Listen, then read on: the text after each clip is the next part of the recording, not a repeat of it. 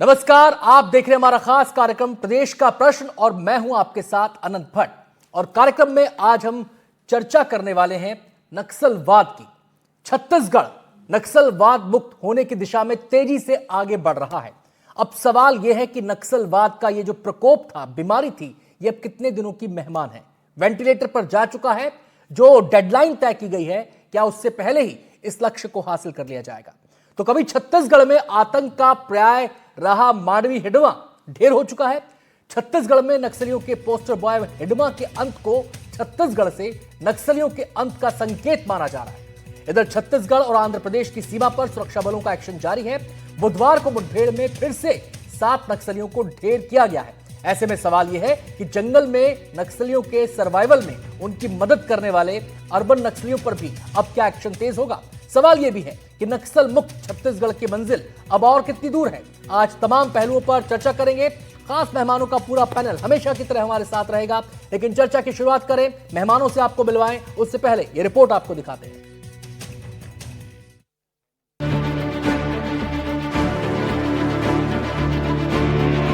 हिंसक आंदोलन की रीढ़ की हड्डी टूट चुकी है। जो थोड़ा बहुत बचा है, 31 मार्च के पहले सुरक्षा एजेंसियां पूरी 2500 बार कहा है कि वे हथियार डाल दो, मेन स्ट्रीम में अगर नहीं डालेंगे तो हमारा अभियान चालू है। ये नक्सलियों को आखिरी चेतावनी है, अगर हथियार नहीं डालेंगे तो अभियान चालू है। गृह मंत्री अमित शाह ने 1 नवंबर को एनडीटीवी के खास कार्यक्रम से हिडमा, देवजी समेत तमाम टॉप नक्सली कमांडर को ये चेतावनी दी थी। 18 दिनों के भीतर सुरक्षा बलों ने हिडमा को मार गिराया। नक्सलियों के बाकी टॉप कमांडर भी रडार पर है और संदेश साफ है, हथियार डाल दो वरना सुरक्षा बल छोड़ेंगे नहीं। इसीलिए शायद अब पूर्व नक्सली भी अपने साथियों से अपील कर रहे हैं। 1.5 महीने पहले सरेंडर करने वाले टॉप नक्सली वेणुगोपाल ने नक्सलियों से हथियार छोड़कर मुख्य धारा में लौटने की अपील की थी। पिछले कुछ दिनों से लगातार मुठभेड़ों का समाचार मिल रहा है। पहले भी कुछ लोग अपने जान गंवाए हैं। इसलिए हम हथियार के साथ लड़ने के बजाय हथियार छोड़कर जनता के बीच में आना है और जनता के बीच में आकर संविधान के हिसाब से काम करना है। यही हमारे सामने एक महत्वपूर्ण विकल्प है। नक्सलियों में सुरक्षा बलों के खौफ का अंदाजा आप इस बात से लगा सकते हैं कि छत्तीसगढ़ में ऑपरेशन तेज हुए तो नक्सलियों ने बॉर्डर एरिया को अपना ठिकाना बनाया और यहीं पर सुरक्षा बलों ने नक्सलियों की घेराबंदी की। मंगलवार को हिडमा समेत 6 नक्सली मुठभेड़ में ढेर हुए, तो वहीं लगातार दूसरे दिन उसी इलाके में हुई मुठभेड़ में सुरक्षा बलों ने 7 नक्सलियों को ढेर कर दिया। इस एक्सचेंज ऑफ फायर में टोटल 7 माओइस्टों का न्यूट्रलाइजेशन हुआ है। इन माओइस्टों के पास एक्सचेंज ऑफ फायर साइट से हमें जो हथियार मिले उनकी यह विवरण है। उसमें 2 AK-47 मिली हैं, उनके साथ उनकी मैगजीन्स, AK-47 हथियार के एम्यूनेशन 72 मिले हैं। इधर जंगलों में नक्सलियों का सफाया हो रहा है तो एक बड़ा सवाल भी उठ रहा है, जंगलों में सरवाइव करने के लिए इन नक्सलियों की शहरों से मदद कौन करता था? क्या जंगलों में सफाई के बाद अब शहरों में भी सफाई की जरूरत है? क्या जंगल से नक्सलियों के सफाई के बाद अब अर्बन नक्सलियों पर भी नकेल कसने की तैयारी है? Bureau report, NDTV.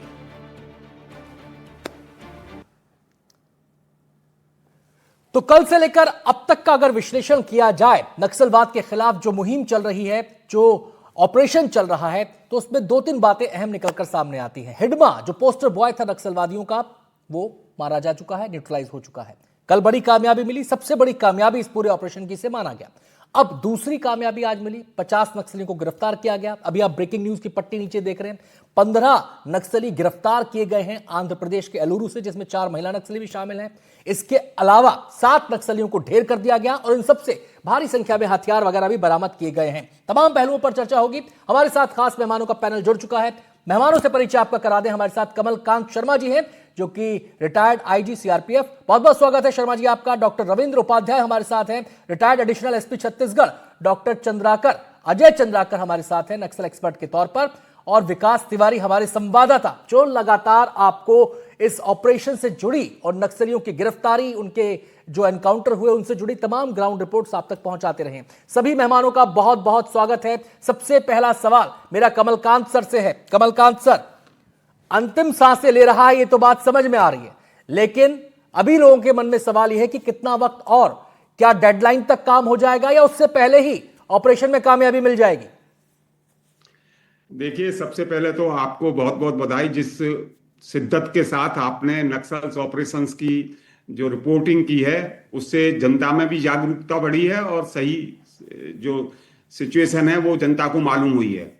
आपका कहना सही है कि हिडमा को एक पोस्टर बॉय बनाया था, जैसा कि जम्मू कश्मीर में आईएसआई और बाकी लोगों ने मिलके वो जो बुरहान वानी उसको पोस्टर पर बनाया था, क्योंकि वो ये शो करना चाहते थे कि लोकल लोग इसमें हैं। इसी तरह ये जो जब नक्सलियों पर ये आरोप लग रहा था कि इसमें अधिकतर जो लीडरशिप है वो आंध्रा तेलंगाना की है। बस्तर रेंज का पहला आदिवासी था हिडमा जो शामिल हुआ था और सेंट्रल कमेटी तक पहुंचा था। शायद कोशिश यही थी कि चेहरा दिखा दो कि आदिवासी भी हमारे साथ है। बिल्कुल बिल्कुल, आपका कहना बिल्कुल सही है। ये इसी तरह उन्होंने इसको पोस्टर बॉय के रूप में बिल्कुल प्रोजेक्ट किया और उसमें वो सफल भी रहे, लेकिन ये था कि उसकी कीमत भी उसको अब चुकानी पड़ी है। वो तो फिर आतंक का अंत तो होता है, ये तो आपको मालूम है। कहीं भी, चाहे विश्व में कहीं भी आतंकवाद रहा हो, और अगर सुरक्षा बल मजबूत होते हैं तो उनका अंत कर ही देते हैं।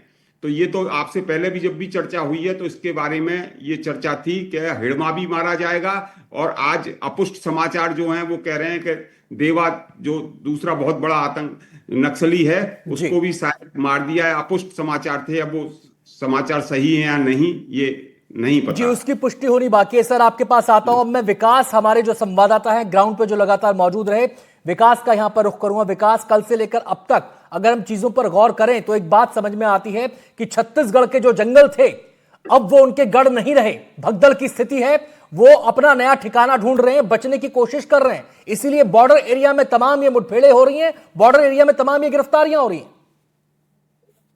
देखिए, आज एएसआर के जो आईपीएस हैं अमित, उनसे जो बातचीत हुई, उन्होंने प्रेस कॉन्फ्रेंस आयोजित की थी। उस दौरान उन्होंने जो जानकारी दी, उन्होंने भी इस बात का जिक्र किया कि छत्तीसगढ़ में जिस तरह से सुकमा बीजापुर के इलाके में लगातार सीआरपीएफ के और पैरामिलिट्री फोर्सेस के सुरक्षा बलों के जो कैंप लगाए गए, अबूझमाड़ में 2024 से जिस तरह से ऑपरेशन किए गए, ये बात तो तय हो गई कि माओवादी दबाव का ही ये सबसे बड़ा प्रतिफल रहा है कि माओवादी दो धड़े में बढ़ गए, जिसमें वेणुगोपाल, सतीश गोपाल जैसे माओवादी अपने 210 और 50 साथियों के साथ में हथियार और वेपन के साथ, कारतूसों के साथ उन्होंने हथियार सरकार के सामने पुनर्वास करने का फैसला लिया।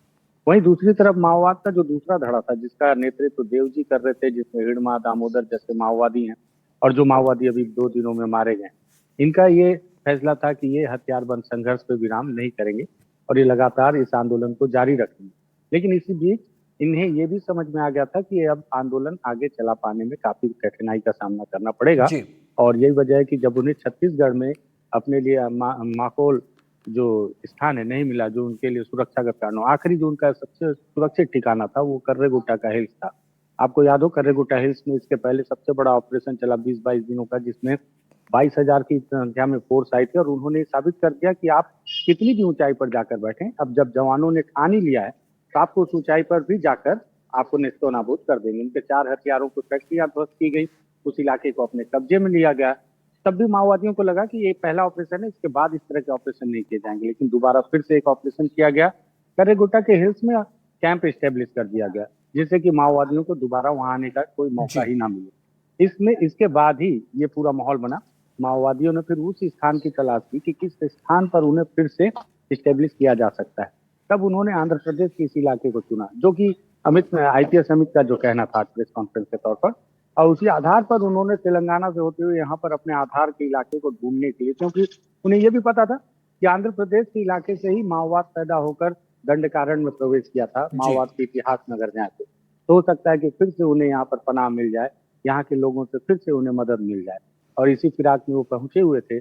और कहीं ना कहीं ये एक अंदेशा ये भी लगाया जा रहा है इस पूरे मुठभेड़ में कि माओवादियों के बीच जो फूट हो गई है, जिस तरह से बहुत सारे माओवादियों का लगने लगा है कि हथियार लेकर जंगलों में लड़ना अब वाजिब नहीं है, तो उनके द्वारा भी कई सारी जानकारियां पुलिस के साथ साझा की गई। बिल्कुल विकास, और ये पूरा ऑपरेशन ये बता रहा है कि हवा काफी बदल गई है। एक जमाना वो था जब नक्सली एक राज्य में वारदात करते थे, दूसरे राज्य में ट्रांजिट कर लेते थे। छत्तीसगढ़ में वारदात, पहुंच गए आंध्र प्रदेश, छत्तीसगढ़ में आंध्र प्रदेश में वारदात, पहुंच गए छत्तीसगढ़, छत्तीसगढ़ में वारदात, पहुंच गए झारखंड, झारखंड में वारदात, पहुंच गए ओडिशा। ये इनका ट्रांजिट कैंप एक प्रकार से चलता रहता था। लेकिन इस बार जो ऑपरेशन चलाया गया उसका पर्पज ही ये था कि जितने इनकी सप्लाई चेन से, जितने इनके रूट से ट्रेवल के, उन्हें काट दिया जाए। और उसके बाद एक संगठित एफर्ट यहां पर हुआ, उसका नतीजा हमें यहां पर देखने को मिल रहा है। जो शरण लेने के चक्कर में बॉर्डर एरिया में घूम रहे हैं, वहां पर एक्शन देखने को मिल रहा है। हम सीधे डॉक्टर रविंद्र उपाध्याय जी का यहां पर रुख करेंगे।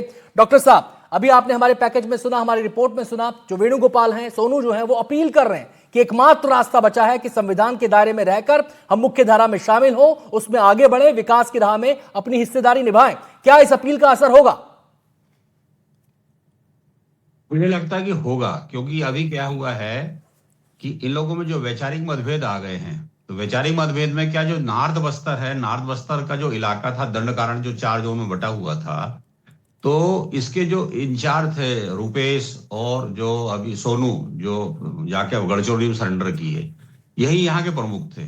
और ये सब जब यहाँ से हट चुके हैं तो अब केवल दक्षिण बस्तर ही बचा हुआ है। और दक्षिण बस्तर का कब्जा, जैसा भी विकास तिवारी जी ने बताया, कि उसका कब्जा जो था देव जी के हाथ में था। और देव जी का सबसे प्रमुख राइट हैंड जो था वो हिड़मा था। हालांकि हिड़मा पहले बटालियन का प्रमुख था, बाद में ये डिविजनल कमेटी में आ गया था, अभी जो सेंट्रल कमेटी में आ गया था।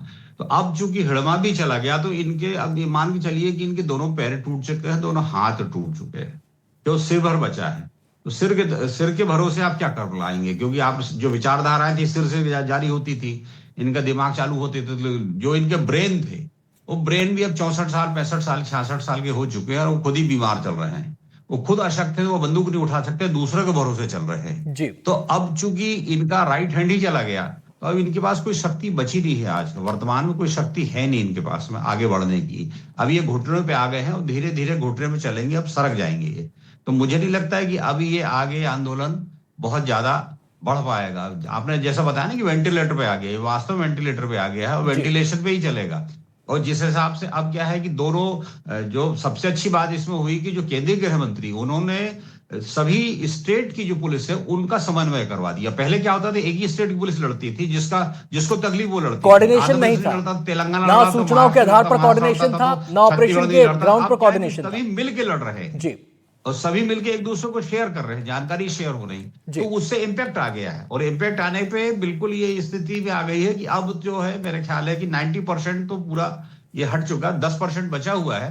और 10% में भी जो वैचारिक, जो इनकी लोग थे, जो विचार करते थे, जैसे आपने बीच में भी बात की स्टार्टिंग में कि अर्बन नक्सल है अभी इसको आप सिरे से खारिज नहीं कर सकते। बहुत सारी यूनिवर्सिटी में, क्योंकि मैं जब रायपुर रहा हूं तो मैंने अर्बन नक्सल को पकड़ा है। बहुत बड़े इनके थिंकर लोग भी थे, एक बड़ा बड़ा डॉक्टर थे, हमने अरेस्ट भी किया था, वो लोग 2 साल जेल में भी रहे, बहुत सारी बातें थी। तो अर्बन नक्सल है कहीं ना कहीं, और उसको आता हूं सर आपके पास में। अजय चंद्राकर सर का यहां पर रुख करना चाहूंगा। अर्बन नक्सल की बात अभी सर ने की है यहां पर। अजय जी, आप अगर नक्सलवाद के इस पूरे इतिहास को हम देखें तो 2 बातें समझ में आती हैं।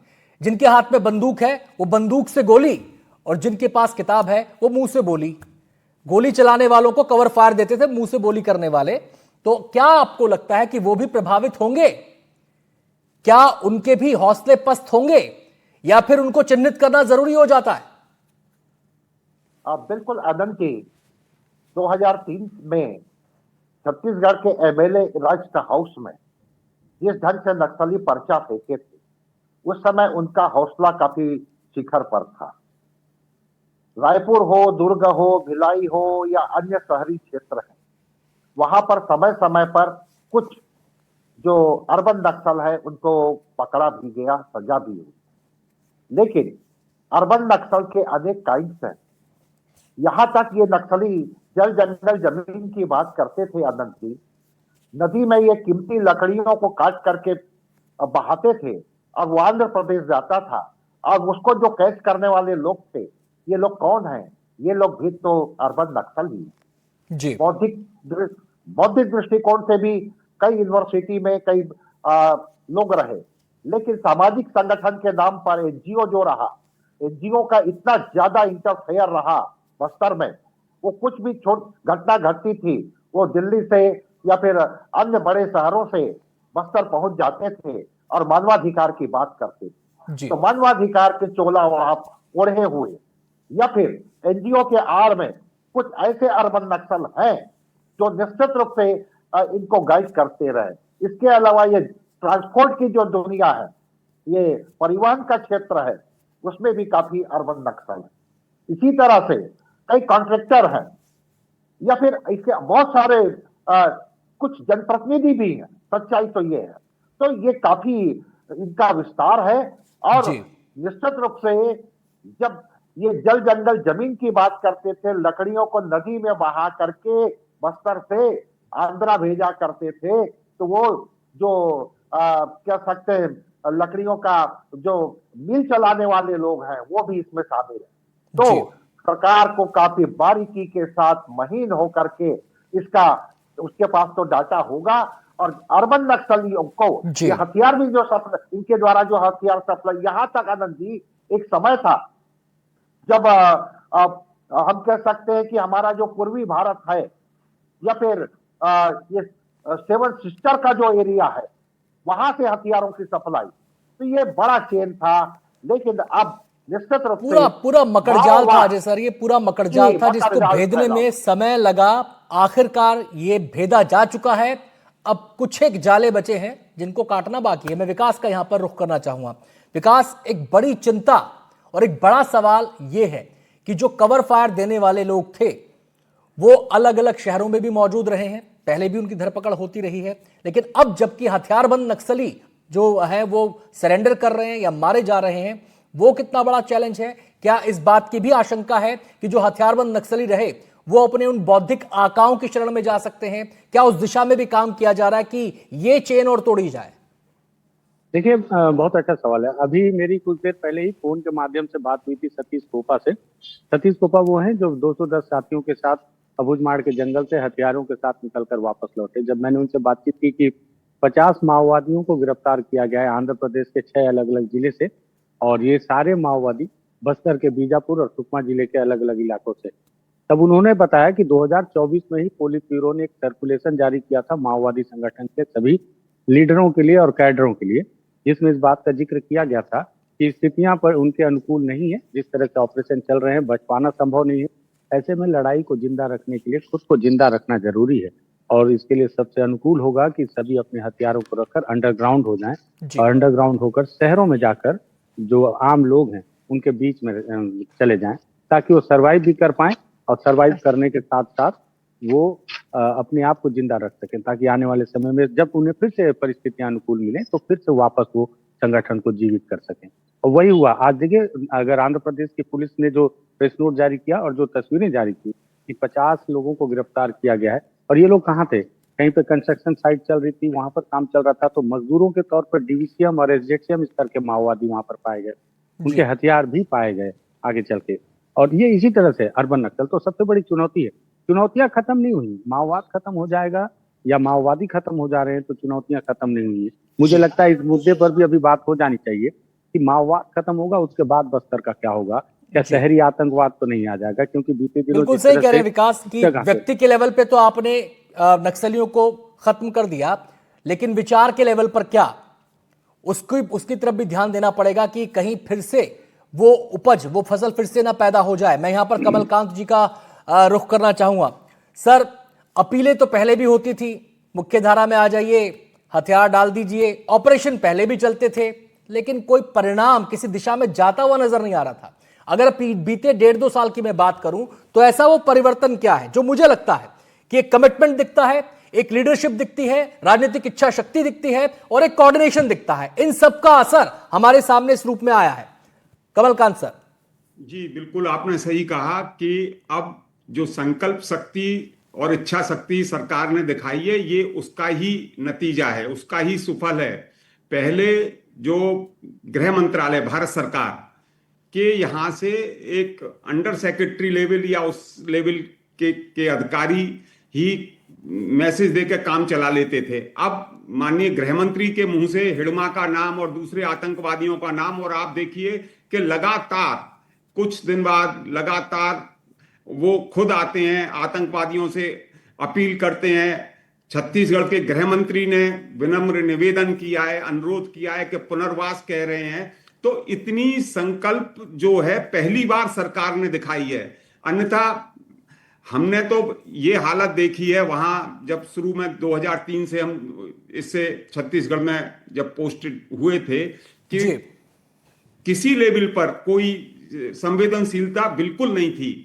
अब चाहे वो राज्य सरकार हो या केंद्र सरकार हो, ये केवल और केवल स्थानीय पुलिस और सुरक्षा बलों पर छोड़ दिया जाता था कि आप करिए। ये लड़ाई बहुत बड़ी थी, ये लड़ाई इतनी बड़ी थी कि इसमें सरकार के जुड़े बिना ये नहीं हो सकता था। जैसा कि अभी डॉक्टर साहब ने कहा कि भाई जो स्थानीय पुलिस जो है, आपने भी ये कहा कि जो गृह मंत्री महोदय हैं उन्होंने कहा है कि भाई कोऑर्डिनेशन करो, तो कोऑर्डिनेशन अब हो रहा है। पहले कोऑर्डिनेशन आप छोड़िए, छोटी छोटी सुविधाओं के लिए हमको किस तरह अपनी ऊर्जा लगानी पड़ती थी, ये अतीत की बात है, अच्छी बात है। ये अब तो एंड सब डीआरडीओ भी जुड़ा, सब जुड़ गए हैं अब तो। रविंद्र जी का मैं यहां पर रुख करता हूं। रविंद्र जी, जो बातें कमलकांत सर कह रहे हैं और अब हम जो नतीजे देख रहे हैं, इसमें कोई डाउट नहीं है कि राजनीतिक नेतृत्व ने फ्रंट लाइन लीडरशिप की भूमिका यहां पर निभाई है, फ्रंट पर आकर अपनी बात कही है, बिना किसी सियासी लाग लपेट के, सियासी गुणागणित के। क्या पहले सियासी इच्छा शक्ति की कमी थी? क्या पहले नक्सलवाद को भी सियासी गुणागणित के तौर पर तोला जाता था? इसकी वजह से ढीले ढाले ऑपरेशन चले, इसकी वजह से जो है इनके खिलाफ कभी एक संगठित कार्रवाई हो ही नहीं पाई। बिल्कुल सही। अभी जैसा अपने आईजी साहब ने बताया, दीक्षित साहब ने, कि जो अभी बात बताई कि राजनीतिक इच्छा शक्ति की बड़ी कमी थी।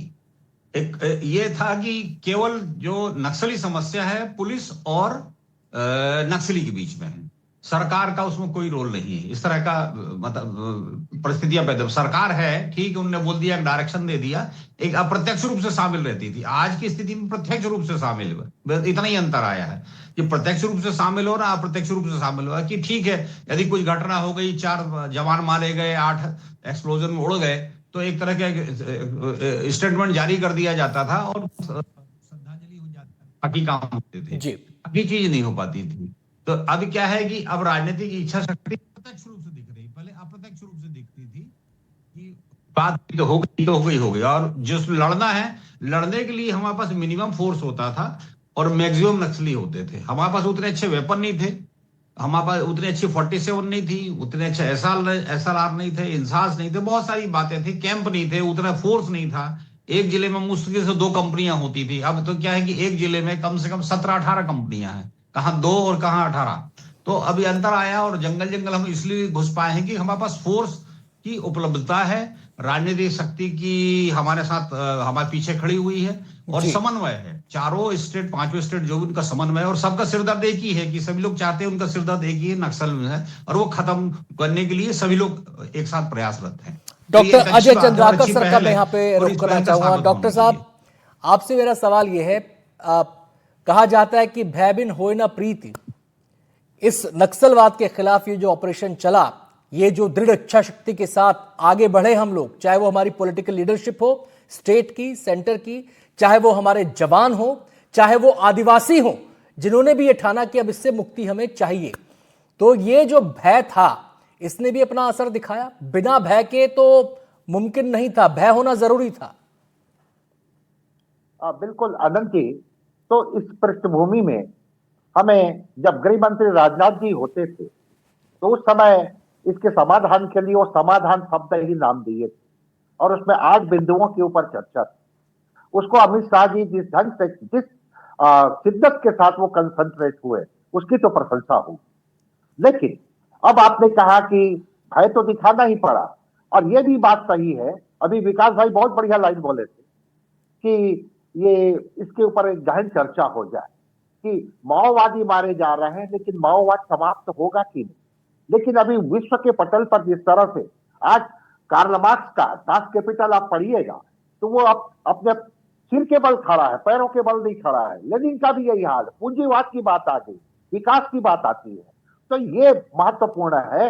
और जो विकास भाई एक सेंटेंस और प्रयोग किए कि कहीं शहरी आतंकवाद ना हो, यहां पर अब ब्यूरोक्रेसी को, राजा भंजदेव जी के महल में जो गोली कांड हुआ और उस समय एनडी तिवारी जी का जो रिपोर्ट आया, वहां से जब हम अध्ययन करते हैं अनंत जी, तो ब्यूरोक्रेसी को काफी यहां पर निष्पक्ष और एक करुणा के साथ, प्रेम के साथ, भय को छोड़ करके प्रेम के साथ, जो हमारे फोर्स के सदस्य जिस तरह से जुड़े हुए हैं अभी आदिवासी भाई बहनों के साथ, इमोशन की बात की आवश्यकता होगी, तो सब मिलजुल करके ऐसा भी एक बढ़िया कोऑर्डिनेटर के रोल में ब्यूरोक्रेसी को रहना पड़ेगा। तब सरकार की नीतियों को फ्रूटफुल होते हुए वहां जब धरातल पर देखा जाएगा तो बहुत द्रुत गति से बस्तर अपनी पुनः प्रकृति के आंचल के नीचे, प्रकृति के निःशुल्क उपहारों से आच्छादित ही माना जाएगा। चलिए, मैं विकास का यहां पर रुख करना चाहूंगा क्योंकि अब समय बहुत कम बचा है। विकास, जैसा कि चंद्राकर सर ने कहा कि लड़ाई तो अभी और लड़नी पड़ेगी, भले ही हथियारबंद नक्सली खत्म हो जाएं, लेकिन जब बात आएगी विकास की तो उसके जो फल हैं वो वितरित हो, दूर तक जाएं, उससे जोड़ा जाए। पहली लड़ाई तो ये हो जाएगी। दूसरी लड़ाई जिसकी तरफ इशारा चंद्राकर सर ने किया वो ये है कि जो इनके बौद्धिक कवर फायर देने वाले लोग हैं उनको लेकर भी कोई रणनीति होनी चाहिए। आप क्योंकि ग्राउंड पे रहे हैं, नजदीक से ऑपरेशन को देखते रहे हैं, क्या लगता है कि हथियारबंद ऑपरेशन जो चल रहा है इसके बाद एक सेकेंड राउंड ऑफ ऑपरेशन हमें उस लेवल पर भी देखने को मिलेगा? निश्चित ही तौर पर जिस तरह से ये एक बहुत प्राकृतिक नियम है कि किसी भी बीमारी के ठीक हो जाने के बाद आपको इस बात पर और ज्यादा सतर्क होना चाहिए कि वो बीमारी आखिर पैदा क्यों। हम आज माओवाद पे बात कर रहे हैं, 4 दशक से माओवाद ने दंडकारण को अपने काबू में रखा, लेकिन माओवाद आया क्यों? हमको इस पर अब विशेष ध्यान रखना होगा कि वो स्थितियां, वो परिस्थितियां पुनः निर्मित ना हो कि माओवादियों को या इस तरह की विकृत मानसिकता वाले विचारधाराओं को फिर से बस्तर जैसी जमीन के, बस्तर जैसे आदिवासियों को फिर से अपना मोहरा बनाने का मौका मिल जाए। तो अब सबसे ज्यादा क्रूशल समय है सरकार के लिए कि अब उन्हें, वो जो अजय चंद्राकर जी ने भी कहा कि आदिवासियों के साथ बहुत प्रेम से, अपने लगाव के साथ काम करना पड़ेगा ताकि आदिवासियों को लगे कि उनके भलाई के लिए, उनके बेहतरी के लिए तो सरकार ही काम कर रही है। जनताना सरकार ने तो 4 दशक तक उन्हें विकास से दूर ही रखा था। बहुत बहुत शुक्रिया विकास, ग्राउंड से तमाम बातें समझाने के लिए। तमाम मेहमानों का बहुत बहुत शुक्रिया हमारे साथ इस चर्चा में शामिल होने के लिए। तो एक बार फिर से जिस नोट के साथ हमने शुरुआत की थी उसी नोट पर खत्म करते हैं। नक्सलवाद के दिन अब गिने चुने रह गए हैं, उंगलियों पर गिने जा सकते हैं। अब डेडलाइन एक तय है 31 मार्च 2026 की, लेकिन जिस तरीके से स्थितियां और चक्र समय का चल रहा है और जो कामयाबी सुरक्षा बलों को मिल रही है, लगता है कि वक्त से पहले ही, डेडलाइन से पहले ही हम अपनी मंजिल को हासिल कर लेंगे, अपने लक्ष्य को हासिल कर लेंगे। और इस उम्मीद के साथ कार्यक्रम का यहां पर समापन करेंगे। छोटा सा ब्रेक लेंगे, लेकिन आपको कहीं नहीं जाना है। ब्रेक के बाद भी खबरें जारी है।